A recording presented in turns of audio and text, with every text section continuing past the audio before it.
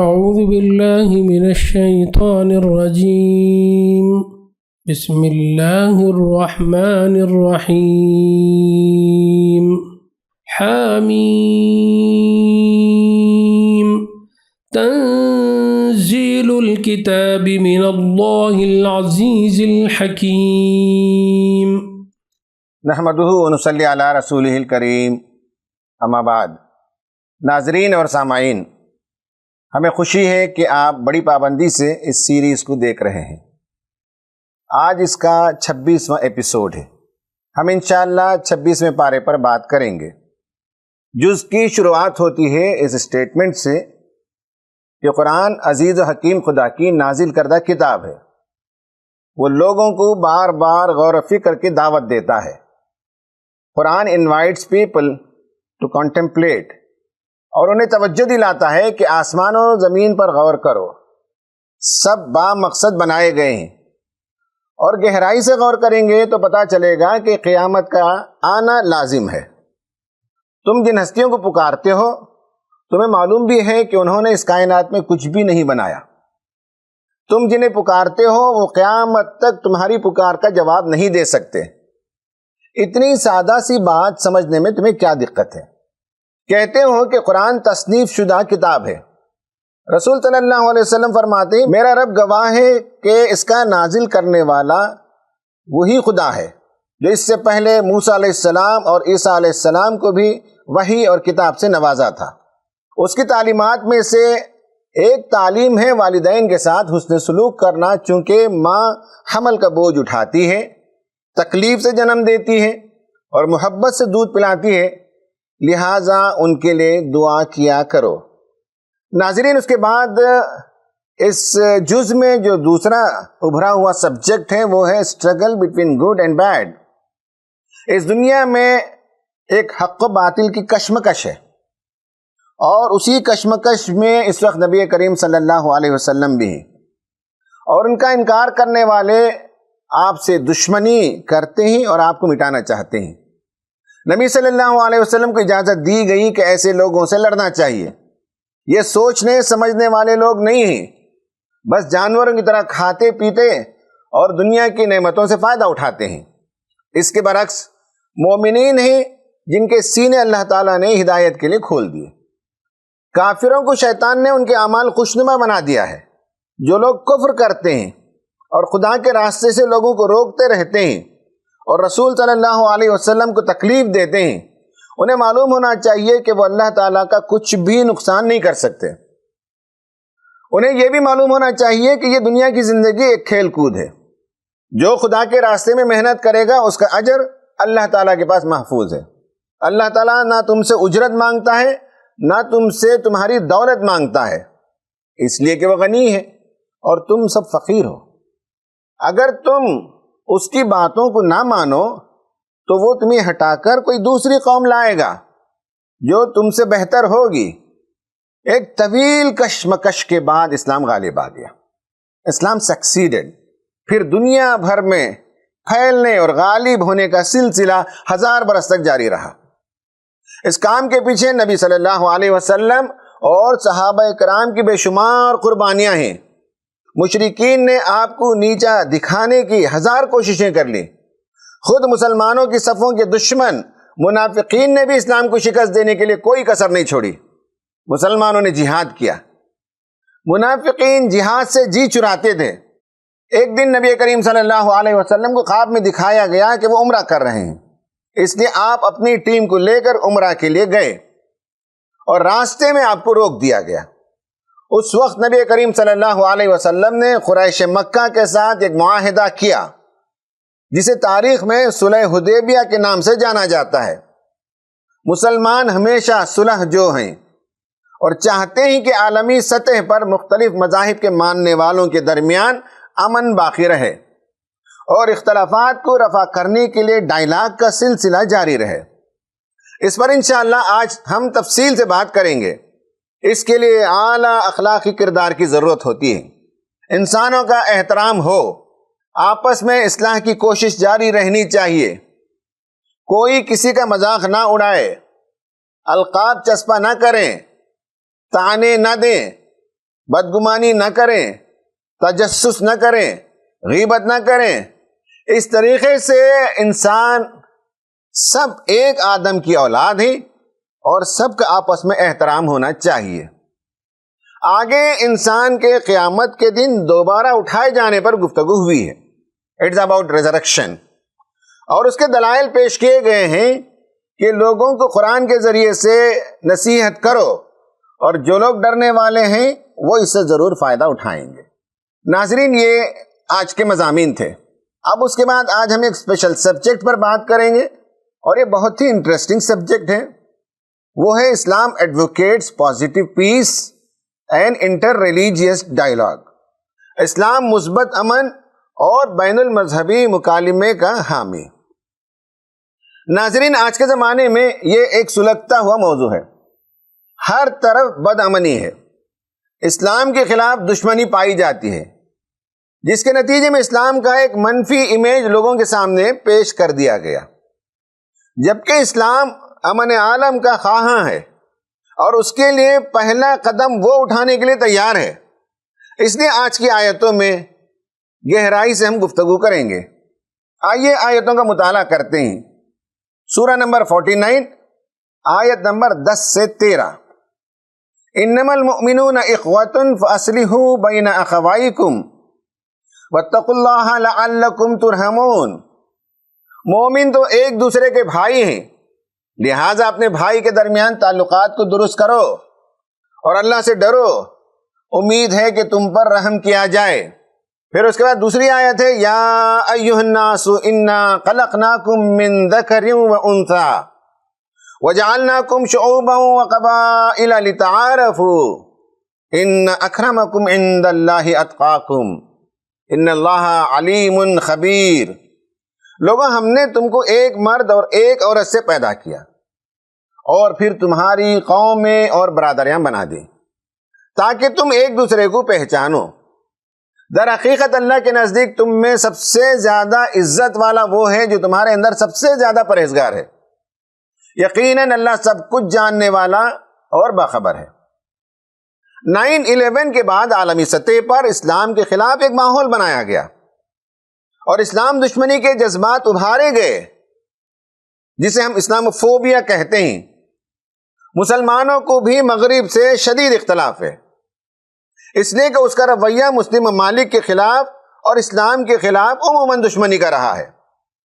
ہندوستان میں بھی بدقسمتی سے کچھ سالوں سے نفرت کا بازار گرم ہے۔ اس صورتحال سے ہر طبقے کے سنجیدہ افراد متفکر ہیں، حل کی تلاش ہے۔ اسلام پہلا قدم اٹھاتا ہے، اسلام اصلاح پر ابھارتا ہے، گفتگو کے لیے انوائٹ کرتا ہے، اچھے کاموں میں ایک دوسرے کے ساتھ تعاون کرنے کی نصیحت کرتا ہے۔ اسلام بنیادی طور پر یہ آئیڈیا بالکل واضح کرتا ہے کہ انسانوں میں اللہ تعالیٰ نے یکسانیت نہیں رکھی، ان کی سوچ اور طریقے مختلف ہوتے ہیں۔ اللہ تعالیٰ نے انسانوں کو ذات برادریوں میں تقسیم کیا ہے۔ یہ ایک فطری بات ہے کہ اللہ تعالیٰ نے سماج میں فرق رکھا، مگر سماج میں پائے جانے والے اس فطری فرق کو جب لوگ سماج کو تقسیم کرنے کا سبب بنا لیتے ہیں تو یہ بڑی بدقسمتی کی بات ہوتی ہے۔ جہاں یہ بات صحیح ہے کہ انسانی سماج میں ڈائیورسٹی ہے، وہیں یہ بات بھی سن کر شاید آپ کو تعجب ہو، مگر حقیقت یہی ہے کہ مسلم سماج میں بھی بہت سے امور میں ڈائیورسٹی پائی جاتی ہے۔ یہ فرق اختلاف اور تصادم کو جنم نہ دے، یہ فرق سماج میں اور مسلم معاشرے میں گفتگو اور تعاون کا ذریعہ بنے۔ ناظرین، عالم انسانیت کی ایک دیرینہ خواہش ہے امن عالم کو قائم کرنا۔ امن دو قسم کے ہیں، ایک مثبت امن، ایک منفی امن، positive peace and negative peace. جنگیں اور تصادم نہ ہو تو دنیا میں جو امن قائم ہوتا ہے اسے ہم منفی امن کہتے ہیں۔ جب قوموں کے درمیان آپس میں ملاپ ہو، ایک دوسرے کو سمجھنے کا ماحول ہو، ایک دوسرے کے ساتھ تعاون کرنے کی فضا ہو، جن امور میں اختلاف پایا جاتا ہو وہاں اختلافات کو رفع کرنے کی کوششیں ہوتی ہوں، اور کھانے پینے، لباس میں، پہننے میں، تہوار میں اور عید منانے میں اور اس طرح کے دیگر امور میں جو فرق ہے اور اس کے ذریعے سے اگر تفریق پیدا ہوتی ہے، سماج میں ڈویژن پیدا ہوتا ہے، تو انہیں رفع کرنا، بلکہ انہیں تسلیم کرنا اور ایکسپٹ کرنا کہ یہی فیکٹ ہے، ہر ایک فرد دوسرے کو، ہر قوم دوسری قوم کو سپیس دے، یہ زبان اور رنگ اور لباس اور کلچر کا فرق تصادم کا باعث نہ بنے، یہ مختلف مذہبی گروپس اور جماعتوں کی طرف سے مل بیٹھنے کا اور کامن ایشوز پر گفتگو کرنے کا اور ملک کی تعمیر اور ترقی کے لیے اپنے خیالات کا اظہار کرنے کا جو تصور پایا جاتا ہے اور جو کوششیں ہوتی ہیں، اس سے جو امن قائم ہوتا ہے اسے ہم مثبت امن کہتے ہیں یا پازیٹو پیس کہتے ہیں۔ اقوام متحدہ کا سسٹینیبل ڈیولپمنٹ گول ہے، اس کا گول نمبر 16 اس سے متعلق ہے۔ وہ کہتا ہے کہ promote peaceful and inclusive societies for sustainable development, provide access to justice for all and build effective, accountable and inclusive institutions at all levels۔ یعنی اس کا کہنا یہ ہے کہ پائیدار ترقی کے لیے پرامن اور جامع معاشروں کو فروغ دینا چاہیے، سب کے لیے انصاف تک رسائی فراہم کرنا اور ہر سطح پر مؤثر، جواب دہ اور جامع ادارے بنانا۔ اگر ہم اسے آسان زبان میں سمجھنا چاہیں تو وہ یہ ہے کہ سماج اس وقت ترقی کرے گا جب اس میں سب کو انصاف ملے، لوگ اپنے کاموں کے لیے جواب دہ ہوں اور ایسے ادارے جا بجا قائم ہوں جس میں لوگوں کو ذات، برادری، زبان اور مذہب کی بنیاد پر فرق نہ کیا جاتا ہو۔ یہ سیریس لوگوں کا کام ہے، ہمیں نہیں معلوم کہ کون اس سلسلے میں سیریس ہے، مگر اسلام ہمیشہ اس کو لے کر سیریس ہے۔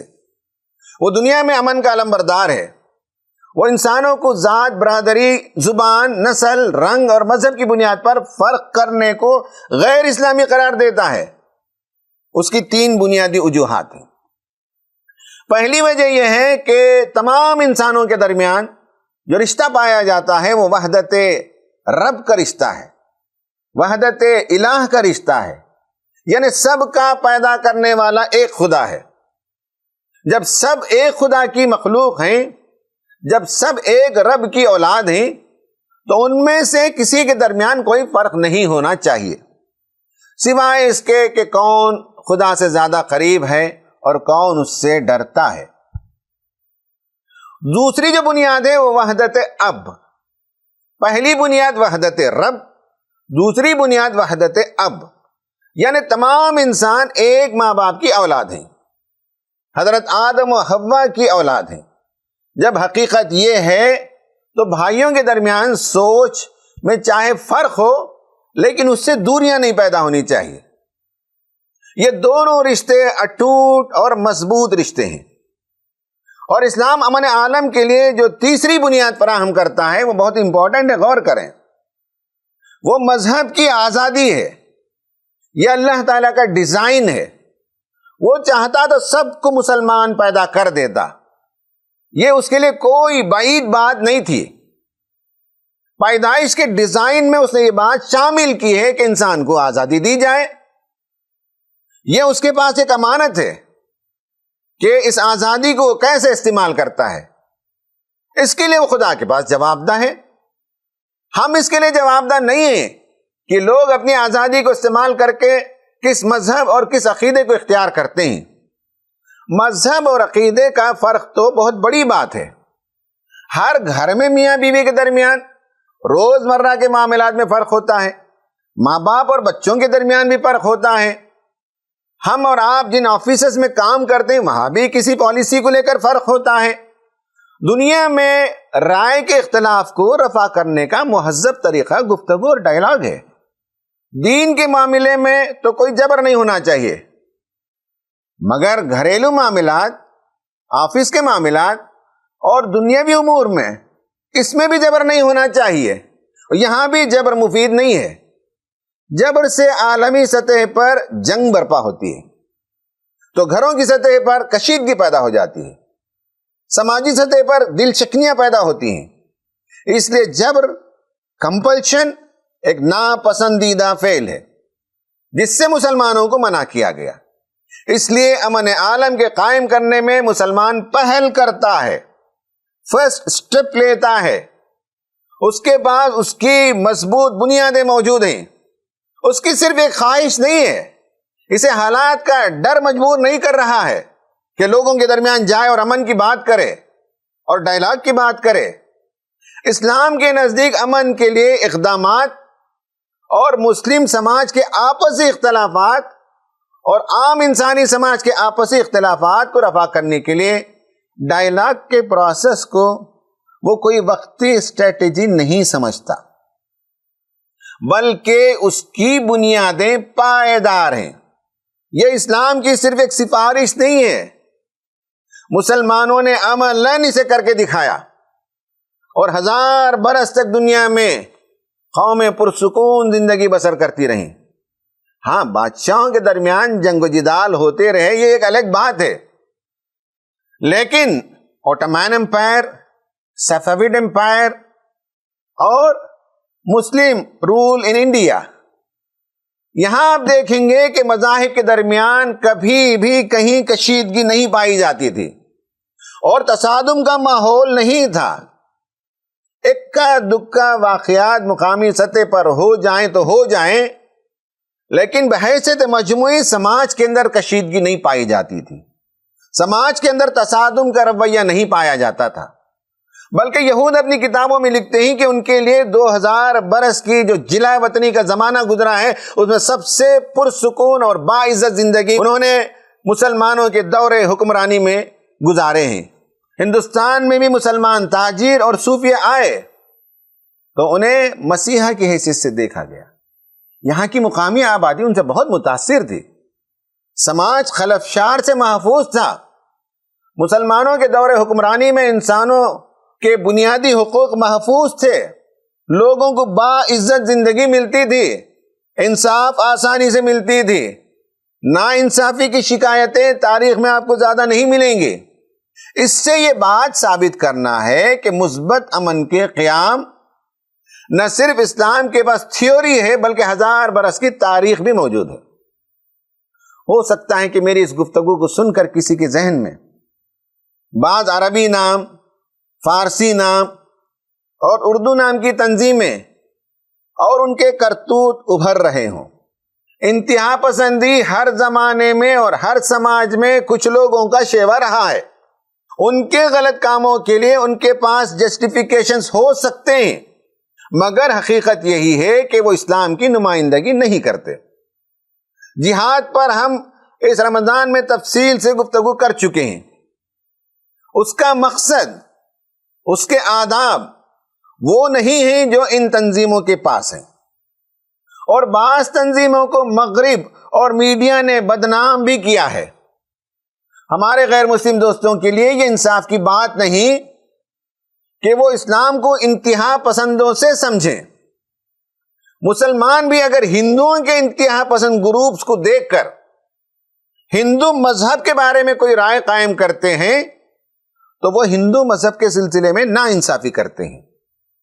یہی حال دیگر مذاہب کے سلسلے میں بھی ہے۔ اسلام سماج میں تشدد کو پسند نہیں کرتا۔ جہاد اور تشدد دو الگ الگ چیزیں ہیں۔ اگر کسی کو اس پر ڈاؤٹ ہو تو جہاد پر ہماری گفتگو کو سن لیں۔ تشدد کا نہیں پایا جانا ایک منفی امن ہے، یہ بھی غنیمت ہے، مگر سماج میں مختلف طبقوں کے درمیان ایک دوسرے کے لیے احترام پایا جانا، ڈفرنسز کو فطری ماننا، نیکی اور تقوی کے کاموں میں ایک دوسرے کا تعاون کرنا، یہ مثبت امن ہے، یہ پازیٹو پیس ہے۔ مثبت امن کے لیے ادارے چاہیے۔ ویسے آپ کی معلومات کے لیے میں بتاؤں کہ جماعت اسلامی ہند نے مختلف سطح کے ادارے قائم کیے۔ کہیں فرقہ وارانہ ہم آہنگی کے لیے انٹلیکچوئلز کی سطح پر فورمز ہیں، کہیں مذہبی رہنماؤں کے فورمز ہیں اور کہیں ایکٹیوسٹ کی سطح پر فورمز بنائے جاتے ہیں، ہمیں معلوم ہے کہ یہ ناکافی ہیں۔ ایسی ہزاروں کوششیں ہونی چاہیے۔ مثبت امن کے سلسلے میں بعض ماہرین بتاتے ہیں کہ ان میں 8 فیکٹرز ہونے چاہیے۔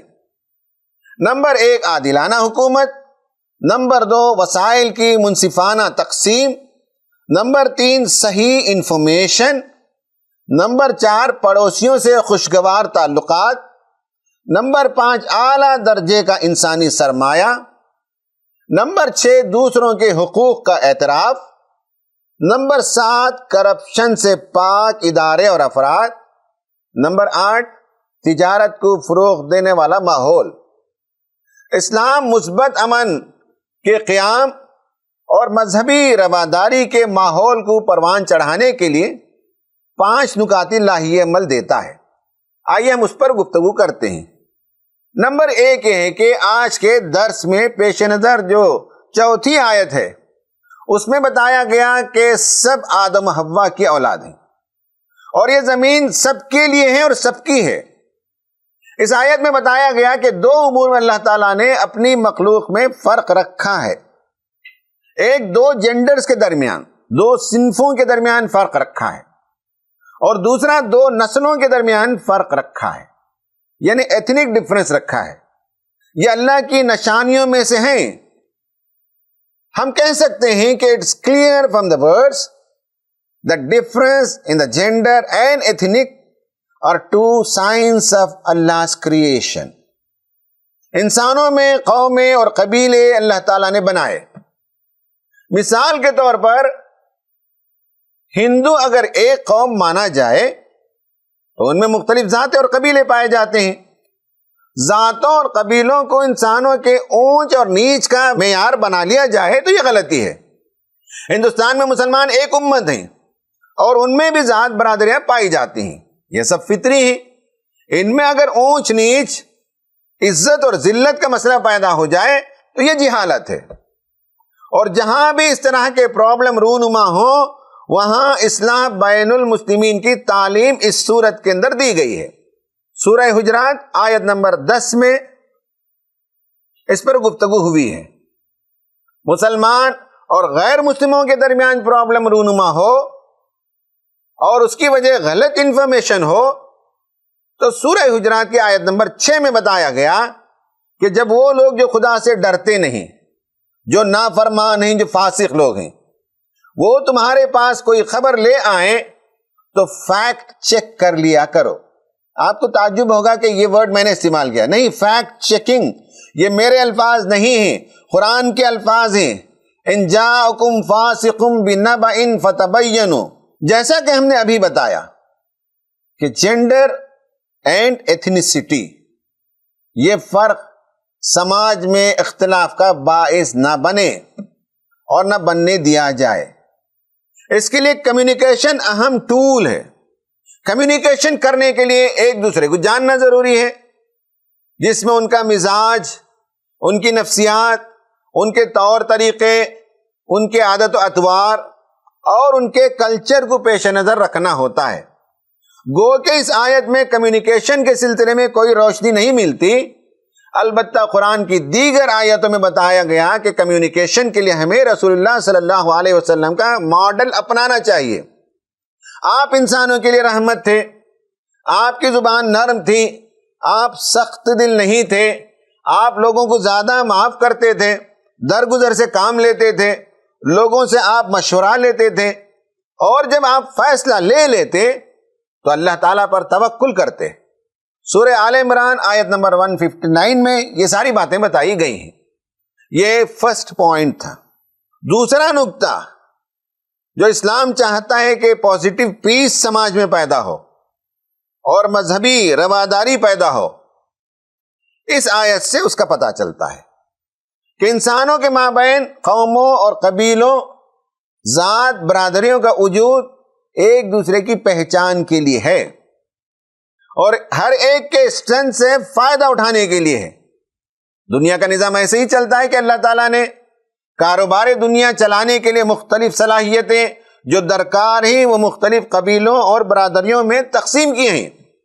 تجارت کسی کی پہچان ہے، صنعت و حرفت کسی کی آئیڈینٹی ہے، حساب و کتاب کا شوق کسی خاص قبیلے کا ہوتا ہے، جنگ کے سپاہی بننے کی جو جسمانی استعداد چاہیے وہ کسی خاص گروپ کے پاس ہوتا ہے، ساحلی علاقے کے لوگوں کا کھانا الگ ہوتا ہے، ساؤتھ کے ڈشز کی لذت الگ ہوتی ہے، نارتھ کا مینو الگ ہوتا ہے جو یہاں کے موسم کے لحاظ سے ہوتا ہے۔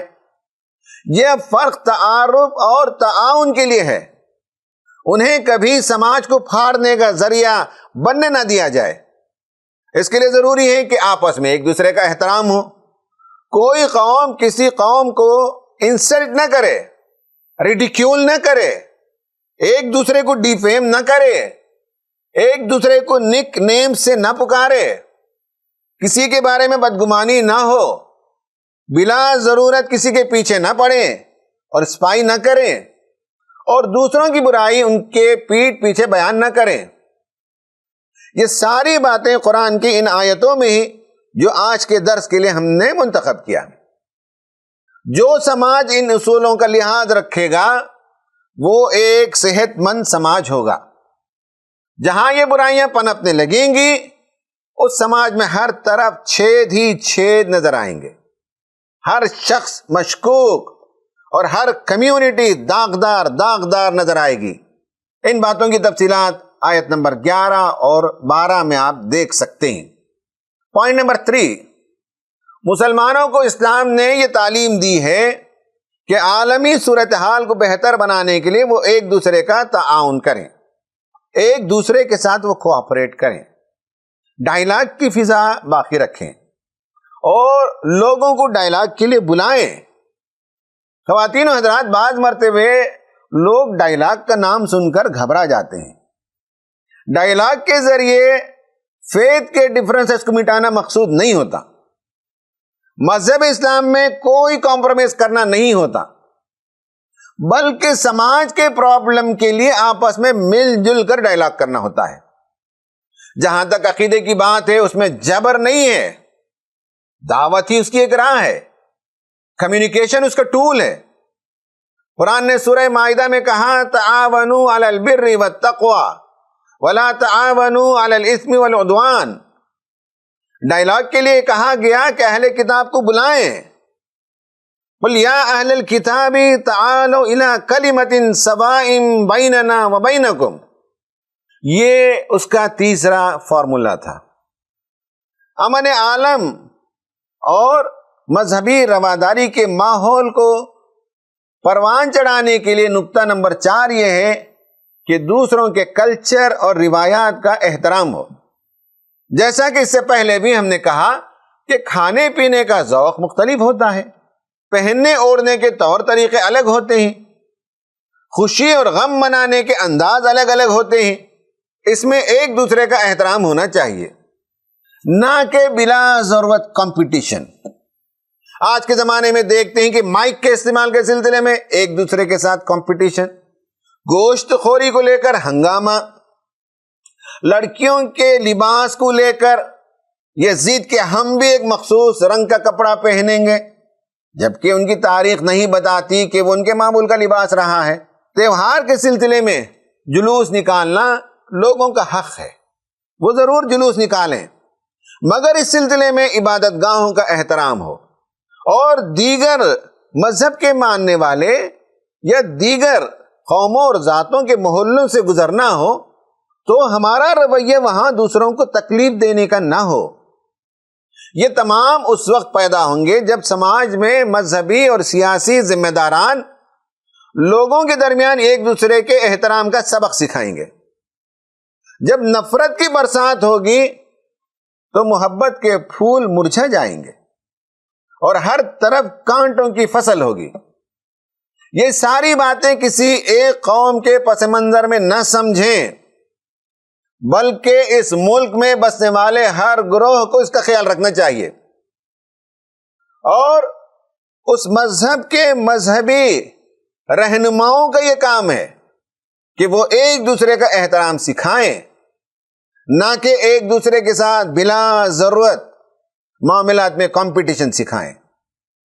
قرآن ہمیں یہ تعلیم دیتا ہے لا ینہاکم اللہ عن الذین لم یقاتلوکم فی الدین ولم یخرجوکم من دیارکم ان تبروہم وتقسطوا الیہم ان اللہ یحب المقسطین۔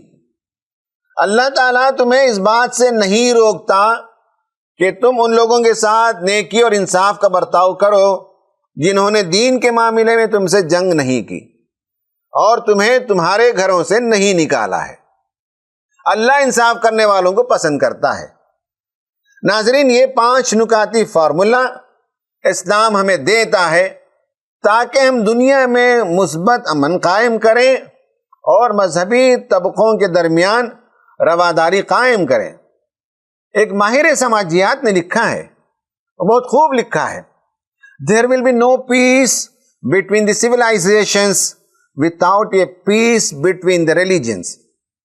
And there will be no peace between the religions without a dialogue between the religions. یعنی مذاہب کے درمیان امن کے بغیر تہذیبوں کے درمیان امن نہیں ہوگا، اور مذاہب کے درمیان مکالمے کے بغیر مذاہب کے درمیان امن نہیں ہوگا۔ ناظرین، یہ وہ اہم ترین باتیں ہیں جو آج ہمیں اس ملک میں عام کرنے کی ضرورت ہے، اور ہمیں بتانے کی ضرورت ہے کہ ہم امن عالم کے چاہنے والے ہیں، ہم مذہبی رواداری کے حامی ہیں، ہم ڈائیلاگ کے پروسیس کو پسند کرتے ہیں۔ اور میں نے یہ بتایا کہ کسی کو یہ ڈاؤٹ نہ ہو کہ اس میں فیتھ کو متاثر کرنا نہیں ہے، بلکہ ایشوز کو ایڈریس کرنا ہے، اور لوگ اپنے اپنے طور طریقوں پر چلتے رہیں، دوسروں کو سپیس دیں، دوسروں کا احترام کریں، اور پازیٹیو پیس قائم ہو۔ یہ پریورٹی نمبر 1 ہے۔ اگر یہ نہیں ہوتا تو دوسرے نمبر پر نیگیٹو پیس، یعنی جہاں وائلنس نہ ہو، تشدد نہ ہو، وہ پہلے حاصل کرنا چاہیے۔ اللہ تعالیٰ سے دعا ہے کہ اللہ تعالیٰ ہمیں ان امور کو سمجھنے اور ہمارے ملک میں امن قائم کرنے، مذہبی رواداری کے لیے کام کرنے کی اللہ تعالیٰ ہمیں توفیق عطا فرمائے۔ آمین۔ وآخر دعوانا ان الحمد للہ رب العالمین۔